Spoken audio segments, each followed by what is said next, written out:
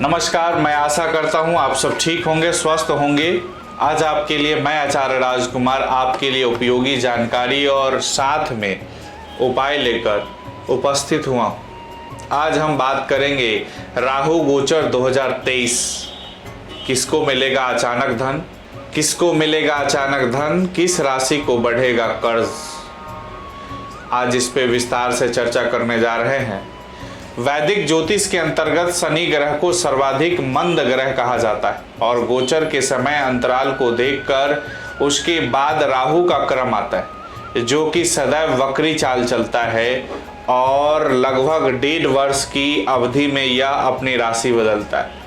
वक्री चाल मतलब उल्टा चलना। राहु को शनि वत राहु कहा जाता है, अर्थात यह शनि के समान भी फल देता है। यदि वर्ष 2023 के दौरान होने वाले राहु गोचर की बात की जाए तो इस वर्ष 30 अक्टूबर तक राहु महाराज मंगल देव जी के प्रतिनिधित्व वाली मेष राशि में विराजमान रहेंगे और 30 अक्टूबर की दोपहर 2:13 पर अपनी वक्री चाल चलते हुए मेष राशि से निकलकर देवगुरु के अधीन आने वाले मीन राशि में प्रवेश करेंगे। वैदिक ज्योतिष में राहु गोचर वैदिक ज्योतिष में नवग्रहों की प्रमुख स्थान दिया गया, जिनमें 7 ग्रह पूर्ण ग्रह माने जाते हैं, जैसे कि सूर्य, चंद्रमा, बुध, मंगल, शुक्र, शनि और बृहस्पति। लेकिन इन्हीं में 2 ग्रह छाया ग्रह कहलाते हैं, जिनमें पहला है राहु और दूसरा है केतु। वैदिक ज्योतिष, जिसे कुछ लोग हिंदू ज्योतिष भी कहते हैं, राहु केतु का आध्यात्मिक और धार्मिक दृष्टिकोण भी बहुत महत्वपूर्ण है। इन छाया ग्रहों का भौतिक अस्तित्व नहीं है। राहु केतु को सूर्य और चंद्रमा के परिक्रमा पथ के काटन बिंदु के रूप में जाना जाता है, लेकिन आध्यात्मिक रूप से देखें तो शास्त्रों में एक पौराणिक कथा का जिक्र मिलता है, जिसे समुद्र मंथन के नाम से हम सभी जानते हैं। एक बार देवता और असुरों के बीच समुद्र मंथन की प्रक्रिया को जन्म दिया गया, जिसमें मंदराचल पर्वत को मथनी और बासुकी नाग को रस्सी के रूप में प्रयोग किया गया। भगवान श्री विष्णु जी ने कूर्म रूप लेकर इसे आधार प्रदान किया और तब देवताओं और दानवों के साथ मिलकर समुद्र मंथन किया गया, जिसमें अनेक प्रकार के रत्नों की प्राप्ति हुई। सर्वप्रथम उसमें हलाहल विष निकला, जिसका पान भगवान शिव ने किया और समस्त संसार की रक्षा की। उसके बाद अनेक तरीके के रत्न, आभूषण और वस्तुओं की प्राप्ति हुई, जिसे देवताओं और दानवों ने आपस में बांट लिया और सबसे अंत में अमृत निकला, जिसे लेकर देवताओं और दानवों में युद्ध छिड़ गया। दोनों ही उसे पहले प्राप्त करके अमर हो जाना चाहते थे कि तभी देवताओं ने भगवान विष्णु की शरण ली, जिन्होंने मोहिनी अवतार धारण किया और देवताओं और साथ में असुरों को अलग अलग पंक्तियों में बैठने के लिए कहा। मोहिनी के रूप का मायाजाल असुरों को अपने मोह के बंधन में बांधने में सफल रहा और वे एक एक करके सबसे पहले देवताओं को अमृत पान कराने लगे। लेकिन एक असुर, जिसका नाम स्वरभानु था, अपना वेश बदलकर देवताओं की पंक्ति में जा बैठा और जैसे ही उसने अमृत पान किया, सूर्यदेव और चंद्रदेव ने उसे पहचान लिया तथा भगवान मोहिनी को बता दिया। तुरंत भगवान विष्णु ने अपने सुदर्शन चक्र से उसका सिर धड़ से अलग कर दिया। इसमें सिर का हिस्सा राहु कहलाया और धड़ को केतु के नाम से पहचाना जाने लगा, लेकिन अमृत के प्रभाव से उसकी मृत्यु नहीं हुई।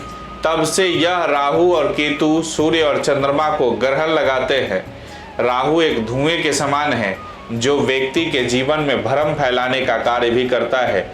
राहु का नाम कूटनीति में माहिर है, इसीलिए जिन लोगों को राहु की कृपा प्राप्त होती है, वे राजनीति और कूटनीति के क्षेत्र में माहिर बनते। लेकिन राहु बहुत जल्दी रूप बदलने वाला और तेज बुद्धि वाला है। यह व्यक्ति को भरमा यानी भ्रमित करना सकता है। अगर इसके गुण और दोषों की बातें की जाए तो यह तत्काल प्रभाव देने वाला ग्रह है। यह रातों रात व्यक्ति को अमीर बना सकता है। राहु की दशा में जातक को स्वप्न में सर्प अधिक दिखाई देते हैं, क्योंकि राहु का संबंध सर्प से भी माना जाता है। यह जीवन में झूठी आशाएं, अंधविश्वास और धुंधली दृष्टि भी ला सकता है। लेकिन यदि कुंडली में योग कारक ग्रह के साथ केंद्र या त्रिकोण भाव में स्थित हो जाए तो योग कारक बनकर जीवन में हर सफलता प्रदान करता है। वर्तमान कलयुग में तो राहु का प्रभाव और भी अधिक।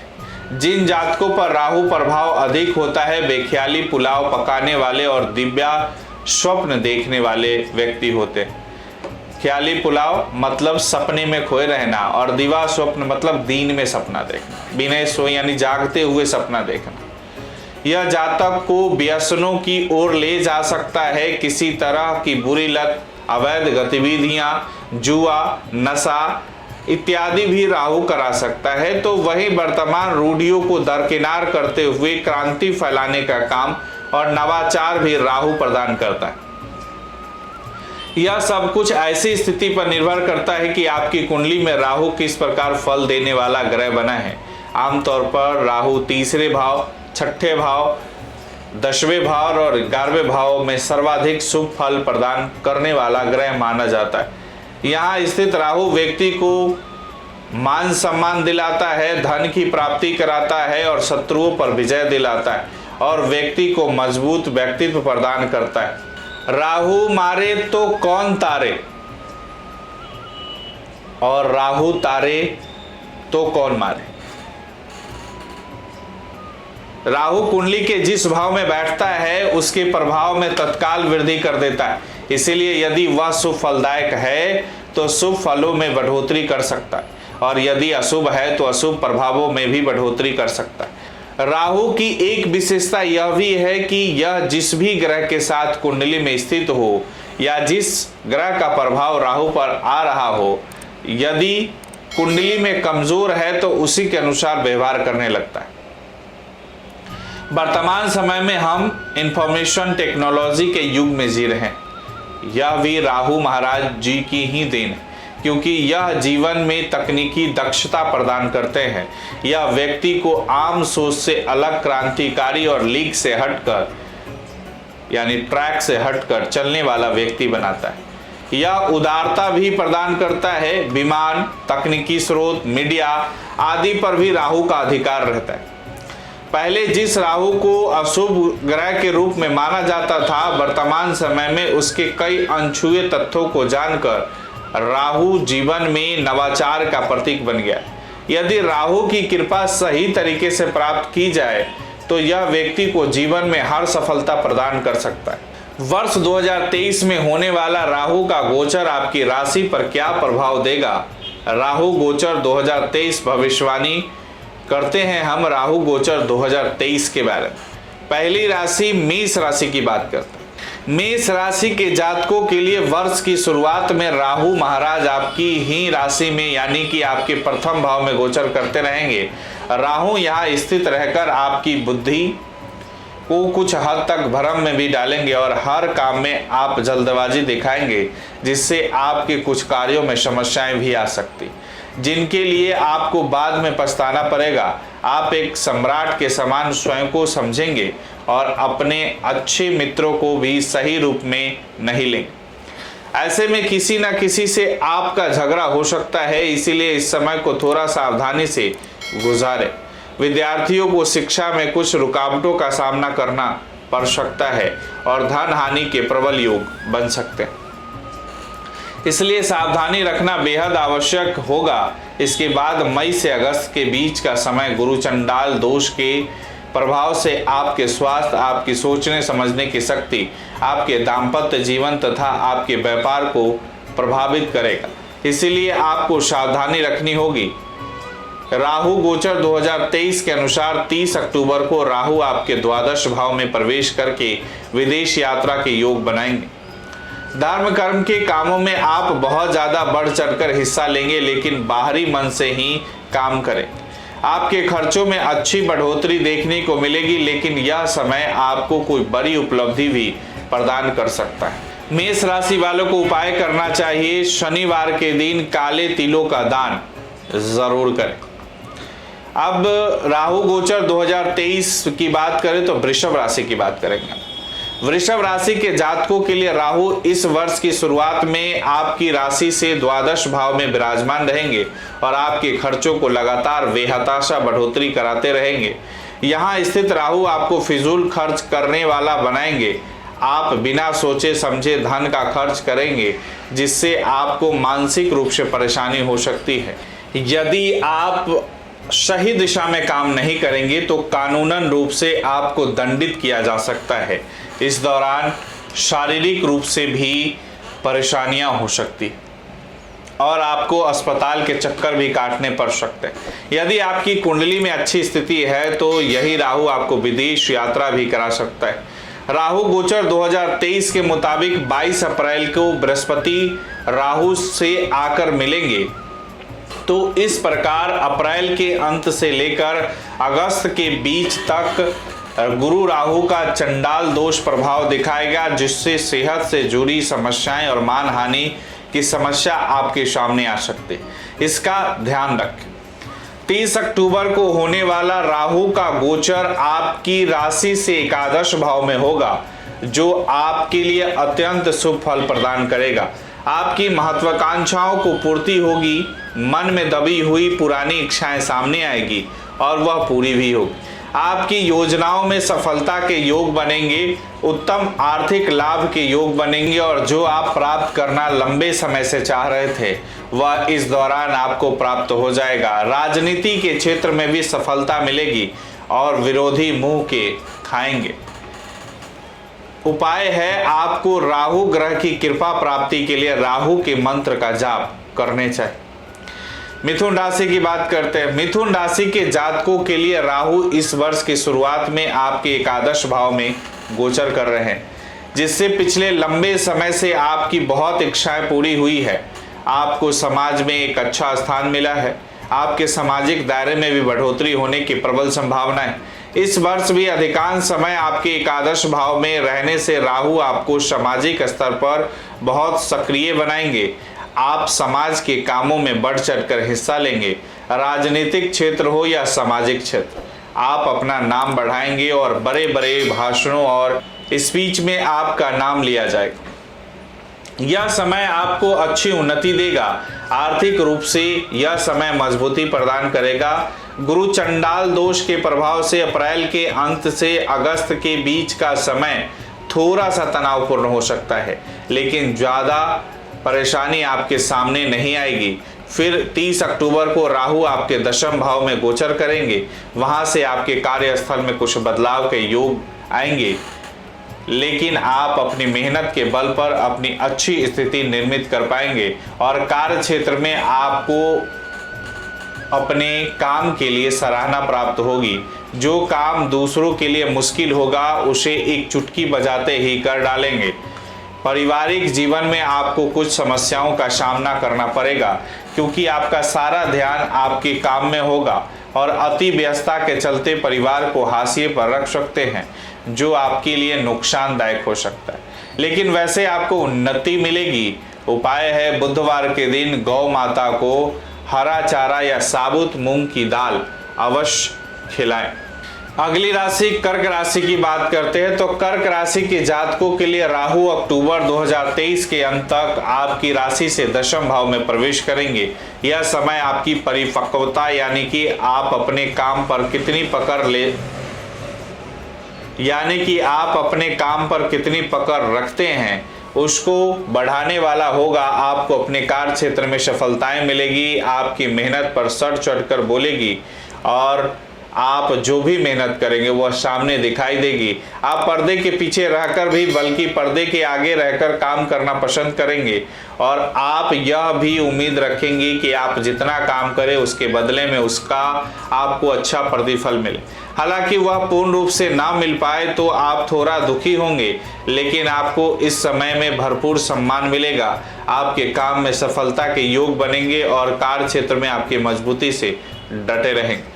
22 अप्रैल से लेकर लगभग 28 अगस्त के बीच का समय कार्य क्षेत्र में उतार चढ़ाव दिखा सकता है। किसी तरह की कंट्रोवर्सी से बचना ही बेहतर होगा। 30 अक्टूबर को राहु आपकी राशि से नवम भाव में आकर आपके भाग्य स्थान को प्रभावित करेंगे। गंगा स्नान और लंबी यात्राओं के योग बनेंगे। विदेश जाने की संभावना जागृत करेंगे और इस दिशा में अभी अपने प्रयास किया है तो आपको सफलता भी दिलाएंगे। लेकिन इस दौरान आपके पिताजी से आपके संबंध बिगड़ सकते हैं और उनकी सेहत में गिरावट आ सकती है, इसका आपको ध्यान रखना होगा। इसीलिए आपको उपाय करना चाहिए, आपको गली के कुत्तों को दूध और बिस्किट खाने को देना चाहिए। अगली राशि सिंह राशि की बात करते हैं। सिंह राशि के जातकों के लिए इस वर्ष की शुरुआत में राहु आपके नवम भाव में डेरा डाले बैठे रहेंगे और आपके भाग्य स्थान और आपके पिताजी से संबंधों पर अपना प्रभाव दिखाएंगे। इसीलिए हो सकता है कि आपके पिताजी को तो इस समय में बहुत ज़्यादा मान सम्मान मिले और अपनी बातों से वह अपने काम निकाल पाए, लेकिन आपसे उनके संबंध बिगड़ सकते हैं, उनकी सेहत कुछ कमज़ोर हो सकती है। आपका भाग्य के भरोसे बैठने की बजाय आगे बढ़ने की कोशिश करें तो ही सफल हो पाएंगे। सब कुछ भाग्य पर छोड़ देना आपके लिए नुकसानदायक साबित होगा। इस स्थिति में आपके लंबी दूरी की यात्राओं के प्रबल योग बनेंगे। अप्रैल से अगस्त 2023 के बीच गुरु चंडाल दोष के प्रभाव से पिताजी को स्वास्थ्य समस्याओं में बढ़ोतरी हो सकती है। आपको भाग्य की कमी महसूस होगी जिससे कुछ बनते हुए काम बिगड़ सकते हैं। इसीलिए आपको इस दौरान थोड़ा सा धैर्य रखना होगा। 30 अक्टूबर को राहु आपके अष्टम भाव में आएंगे। यह समय आपकी सेहत और आपके कार्यों में परेशानी दे सकता है। अपनी सेहत का पूरा ध्यान रखें। किसी से मांग कर वाहन न चलाएं। वाहन चलाते समय सावधानी बरतें और धन का निवेश करने से पहले 100 बार सोच लें, क्योंकि इस दौरान आपको धन हानि होने के योग या धन के डूबने की संभावना भी अधिक रहेगी। इस दौरान किसी के बहकावे में आकर किसी को अपना धन उधार न दे, नहीं तो वह लौट कर आने की संभावना नहीं होगी। आपके लिए उपाय हमने तैयार किया है। जीवन में अधिक समस्याएं चल रही है तो रविवार के दिन रुद्राभिषेक संपन्न कराएं। अगली राशि कन्या राशि की बात करते हैं। कन्या राशि के जातकों के लिए राहु इस वर्ष की शुरुआत में आपके अष्टम भाव में ही विराजमान रहेंगे। लंबे समय से राहु का अष्टम भाव में होना आपके जीवन में अचानक से बड़े बदलाव का कारण होगा और अभी भी बन रहा है तथा आगे भी बनता रहेगा। आपको अचानक से कुछ अच्छा लाभ और अचानक से कुछ हानि का समाचार भी सुनने को मिल सकता है। ससुराल पक्ष के लिए यह समय अच्छा रहेगा। वह खूब फले फूलेंगे और उनसे आपके संबंध मधुर होंगे। ससुराल पक्ष के लोगों से मिलने, उनके साथ बैठने और बातचीत करने का भरपूर मौका आपको प्राप्त हो।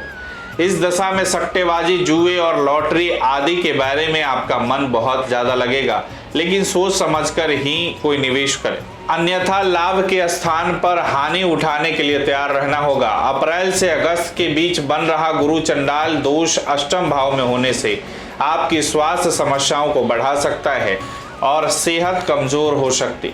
इस दौरान ध्यान नहीं देंगे तो कोई बड़ी बीमारी जन्म ले सकती है। इसीलिए आपको थोड़ा सावधान और सतर्क रहना होगा। राहु गोचर 2023 के अनुसार 30 अक्टूबर को राहु आपके सप्तम भाव में आकर दाम्पत्य जीवन को डिस्टर्ब करेंगे और जीवन साथी को थोड़ा सा निरंकुश बनाएंगे। साथ ही आप धार्मिक चीजें बनाने की बजाय अलग से अपना तर्क रखना शुरू कर देंगे।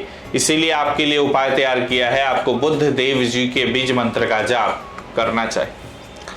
अब अगली राशि यानी अगली पड़ाव पर चलते हैं। तुला राशि की बात करते हैं।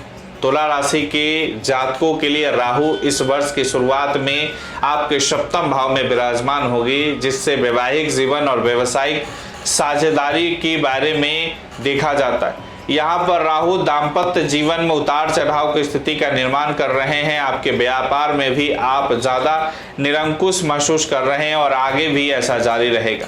आप कई बार बिना सोचे डिसीजन लेंगे तो आपके बिजनेस में कई बार तो लाभ देंगे, लेकिन अचानक से हानि और नुकसान भी दे सकते हैं।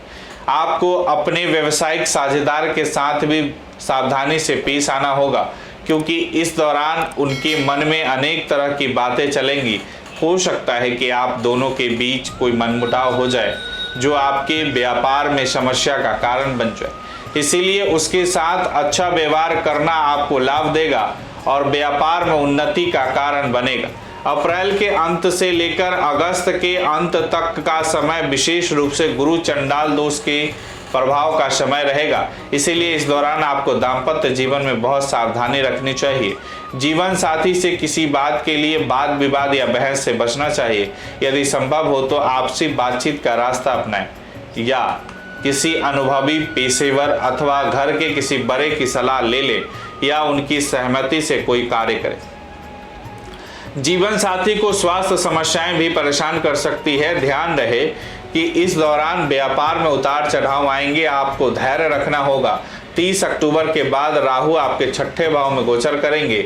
यहाँ से आपके लिए अच्छी शुरुआत होगी। नौकरी करते हैं तो उसमें अच्छे परिणाम मिलेंगे। आप अपने विरोधियों पर भारी पड़ेंगे। कोर्ट और कचहरी से जुड़े मामलों में आपको सफलता मिलेगी।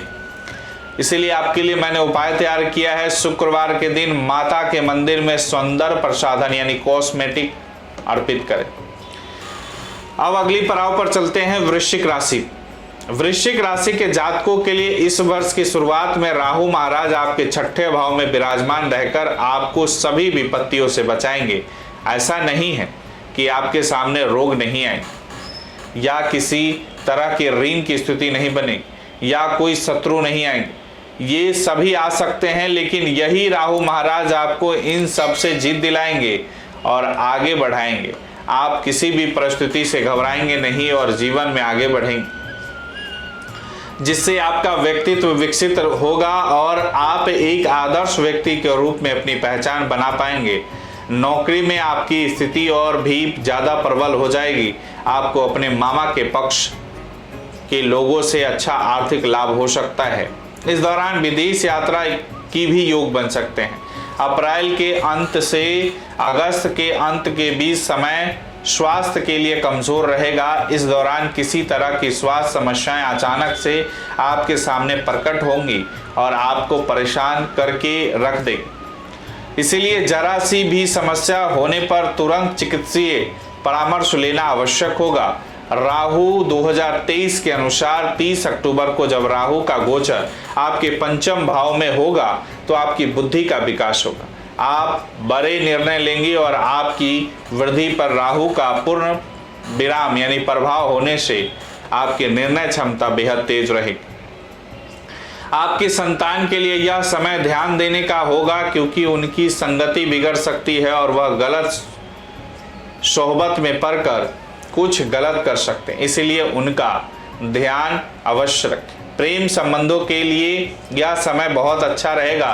प्रेम संबंधों में रोमांस के पल आएंगे और संबंधों में प्रगाढ़ता आएगी। विद्यार्थियों को परेशानियों का सामना करना पड़ेगा और उनके जीवन में चुनौतियां प्रस्तुत होंगी, लेकिन उनका दिमाग तेज होगा। जो एक बार पढ़ लेंगे वह अच्छे से याद भी हो जाएगा। इसका फायदा उन्हें अपने शिक्षा में देखने को मिलेगा। आपके लिए उपाय तैयार किया है। श्री दुर्गा चालीसा का नियमित पाठ करना आपके लिए लाभदायक रहेगा। अगली राशि धनु राशि पे चर्चा करते हैं। धनु राशि के जातकों के लिए इस वर्ष की शुरुआत में राहु महाराज आपके पंचम भाव को इफेक्ट करेंगे यानी प्रभावित करते हुए नजर आएंगे, क्योंकि वह पहले से ही 5वें भाव में विराजमान होंगे। यह आपकी बुद्धि और सोच का भाव है। इस पर राहु का प्रभाव होने से आप ऐसी कल्पनाएं करेंगे जो कभी कोई सोच नहीं सकता। हालांकि उन्हें अमल में लाना थोड़ी टेढ़ी खीर होगा, लेकिन आप उन्हें पूरा करने की भी भरसक कोशिश करते नजर आएंगे। संतान को लेकर यह समय बस इतना ध्यान देने का होगा कि उनकी संगति ना बिगड़ने पाए, अन्यथा वह हाथ से निकल सकती है। प्रेम संबंधों में यह समय बहुत बढ़िया रहेगा। आपको अपने प्रियतम से अपने दिल की हर बात का कहना का मौका मिलेगा। आप मुखर होकर हर बात कहेंगे और किसी भी तरह की कोई हिचक आपके मन में नहीं होगी। आपके प्रियतम का भी आपको पूरा समर्थन मिलेगा और वह भी आपके साथ प्यार भी बढ़ाते हुए नजर आएंगे। यदि आप प्रेम विवाह करना चाहते हैं तो उसके लिए यह समय अच्छा रहेगा। आपके संबंध मजबूत होंगे और आपका प्रेम संबंध परिपक्व होगा। लेकिन विद्यार्थियों को चुनौतियों का सामना करना पड़ेगा। उन्हें अपनी पढ़ाई पर एकाग्रता बनाए रखने के लिए बहुत कठिन प्रयास करने होंगे। अप्रैल के अंत से अगस्त के बीच का समय और ज़्यादा समस्याप्रद रहेगा। इस दौरान पेट से संबंधित कोई रोग आपकी परेशानियां बढ़ा सकते हैं। असंतुलित खान पान की वजह से भी आपके स्वास्थ्य में गिरावट के योग बनेंगे। राहु गोचर 2023 के अनुसार 30 अक्टूबर को राहु गोचर के द्वारा आपके चतुर्थ भाव में जाएंगे। वह समय आपको पारिवारिक जीवन में थोड़ा तनाव दे सकता है। आप परिवार से कुछ समय के लिए दूर चले जाएंगे या काम के सिलसिले में अति व्यस्तता के चलते पारिवारिक जीवन का सुख नहीं उठा पाए। हालांकि आपको अन्य सुखों की प्राप्ति जरूर हो। इसीलिए हमने आपके लिए उपाय तैयार किया है कि इस समस्या को कम कर सकते हैं। पक्षियों को खाने के लिए 7 प्रकार का अनाज थोड़ा थोड़ा करके डालें, यानी सतनजा डालें। अब अगले पड़ाव पर चलते हैं, यानी मकर राशि के बारे में बात करते हैं। मकर राशि के जातकों के लिए राहु इस वर्ष की शुरुआत में आपके चतुर्थ भाव से गोचर करेंगे। यह समय आपके जीवन में उतार चढ़ाव की स्थिति लेकर आएगा। पारिवारिक संबंध थोड़े कमजोर बनेंगे। आपको पारिवारिक जीवन में सामंजस्य बिठाने के लिए बहुत ज़्यादा प्रयास करने होंगे, क्योंकि घर का माहौल कुछ अशांत हो सकता है। इस दौरान कुछ अलगाव भी स्थिति भी उत्पन्न हो सकती है। इसीलिए आपको थोड़ा शांति से काम लेना होगा और धैर्य दिखाते हुए बड़ी से बड़ी बात को भी सरलता से समझने और समझाने की कोशिश करनी होगी। आपकी माता जी के स्वास्थ्य में उतार चढ़ाव रहेगा, लेकिन इस दौरान आप कोई संपत्ति खरीदने में कामयाब हो सकते हैं। अप्रैल के अंत से अगस्त के बीच पारिवारिक जीवन में बड़ा उलटफेर हो सकता है। इसीलिए बहुत सावधानी रखो और घर के प्रत्येक गतिविधि का पूरा ध्यान रखें। राहु गोचर 2023 के अनुसार 30 अक्टूबर के बाद राहु आपके तीसरे भाव में प्रवेश कर जाएंगे। यहाँ का राहु आपको पराक्रम देगा। आप व्यापार में जोखिम लेकर आगे बढ़ना पसंद करेंगे और इससे आपको सफलता मिलेगी। यदि आप कोई खिलाड़ी हैं तो इस दौरान आपकी प्रतिभा में बढ़ोतरी होगी। आपको मान सम्मान मिलेगी। आपकी आर्थिक स्थिति बढ़िया रहेगा। राहु का यह तीसरे भाव में गोचर आपको उत्तम सफलता प्रदान करेगा और कार्य क्षेत्र में भी आपकी स्थिति प्रबल बनाएगा। शनिवार के दिन आपको काले तिल का दान किसी मंदिर में करना चाहिए। अगला पड़ाव कुंभ राशि की बात करते हैं। कुंभ राशि के जातकों के लिए इस वर्ष की शुरुआत में राहु आपके तीसरे भाव में रहेंगे और लगभग वर्ष के अधिकांश समय तीसरे भाव में रहकर आपको पूरी तरह से साहस, पराक्रम, बल, जोखिम लेने की क्षमता, विरोधियों पर मजबूत पकड़ आदि प्रदान करेंगे। आप जिस काम को करना चाहेंगे उसमें आपको सफलता मिलेगी। राहु आपका पथ प्रशस्त करेंगे। आपको अपने भाई बहनों से भी अच्छा सहयोग प्राप्त हो सकता है, लेकिन उन्हें स्वयं को समस्याओं का सामना करना पड़ सकता है। ऐसी स्थिति में आप उनकी मदद करने की पूरी कोशिश करें। छोटी दूरी की यात्रा में अधिकता रहेगी और इसीलिए आप काफ़ी व्यस्त रहेंगे और आपके जीवन में भाग दौड़ रहेगी। कार्य क्षेत्र में आप अपने सहकर्मियों से अच्छा समर्थन प्राप्त कर पाने में कामयाब रहेंगे। अप्रैल के अंत से अगस्त के अंत तक का समय गुरु चंडाल योग दोष के कारण कुछ समस्याएं सामने आएगी। आपके अपने सहकर्मी आपके विरुद्ध किसी तरह की कोई चाल चल सकते हैं या कोई षड्यंत्र रच सकते हैं, जो कार्य क्षेत्र में आपको परेशानी दे सकता है। यात्राओं में इस दौरान समस्या का सामना करना पड़ेगा। यात्राएं सफलतादायक साबित नहीं होगी, लेकिन राहु गोचर के अनुसार 30 अक्टूबर के बाद राहु का गोचर आपके दूसरे भाव में होगा। तब आप अच्छे भोजन का आनंद लेंगे। आर्थिक रूप से आप बहुत ज़्यादा सक्रिय हो जाएंगे और धन कमाने की लालसा आपके अंदर एकदम से बढ़ेगी, जिससे आर्थिक स्थिति मजबूत होने लगेगी। लेकिन पारिवारिक जीवन में कुछ समस्याएं और संघर्ष हो सकते हैं। उनका सामना करते हुए धैर्य का परिचय देंगे तो धीरे धीरे सब से बाहर निकल आएंगे। राहु महाराज के शुभ प्रभाव प्राप्त करने के लिए रांगे की एक गोली अपने पास यानी शर्ट की पॉकेट में रखना चाहिए। अगली और अंतिम राशि पर चर्चा करेंगे। मीन राशि के जातकों के लिए राहु इस वर्ष की शुरुआत में आपके द्वितीय भाव में विराजमान होंगे, जहां रहकर वह आपको उत्तम धन की प्राप्ति कराएंगे। लेकिन आप जितना धन के निकट पहुंचते जाएंगे और ज़्यादा धन आपके पास आता जाएगा, उतना ही आप परिवार से दूर होते चले जाएंगे। संतुलित भोजन या खान पान के कारण आपकी सेहत में गिरावट भी आ सकती है, इसीलिए आपको स्वास्थ्य संबंधी समस्याओं के प्रति जागरूक रहना होगा। नज़र कमजोर होने से आंखों पर चश्मा लगने की स्थिति भी आ सकती।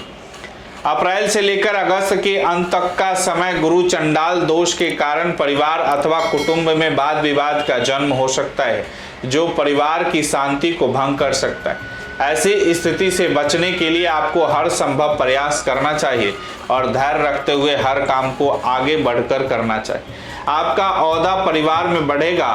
राहु गोचर के अनुसार 30 अक्टूबर को राहु आपके दूसरे भाव से निकलकर आपकी ही राशि यानी कि आपके प्रथम भाव में आ जाएंगे। वे आपको भावुकता से बाहर निकालकर व्यवहारिक बनाएंगे। आप अपने निर्णय खुद लेने लगेंगे और आपके अंदर गजब का आत्मविश्वास बढ़ेगा, लेकिन ऐसी भी संभावना है कि आप कुछ निरंकुश हो जाएंगे और किसी की परवाह नहीं करेंगे। इस स्थिति से बचकर रहेंगे तो राहु का आने वाला गोचर आपको सब कुछ प्रदान करेगा।